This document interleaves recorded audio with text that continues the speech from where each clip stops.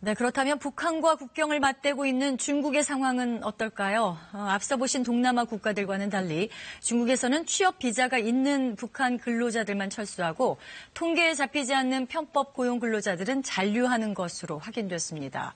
안보리 결의를 성실히 이행한다는 입장이지만 북한과의 관계도 생각해야 하는 중국 당국의 의도가 보입니다. 김명주 특파원입니다.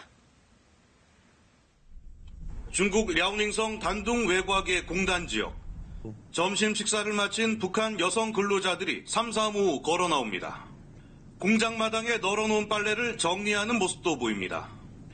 이 일대 공단에서 일하는 북한 근로자들은 한 달 동안 체류가 가능한 도강증으로 편법 고용된 경우가 대부분입니다. 북한 근로자 송환 시한이 오는 22일로 다가왔는데도 귀국 움직임은 포착되지 않고 있습니다. 政府没有接到那样通知呗，说你的准备进发信啊。现在没有消息，谁也没给到通知，那个倒是就没有办法了。 단둥의 한 북한 식당.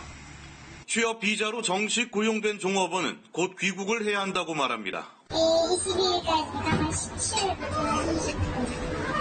그러면 나가면 어떻게 해요? 나가면은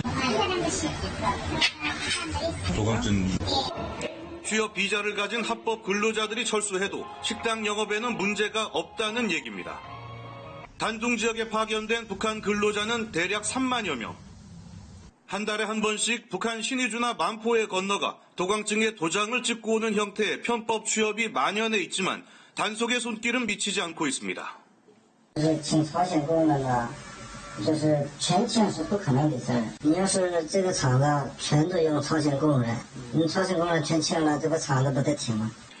중국 당국은 자국 업체의 피해뿐만 아니라 북한의 반발까지 고려해 절충안을 택한 것으로 보입니다.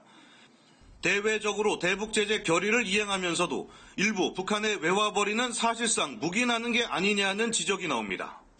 이번에 철수하는 북한 근로자들도 나중에 편법 고용 형태로 중국에 다시 입국할 거란 전망이 우세합니다.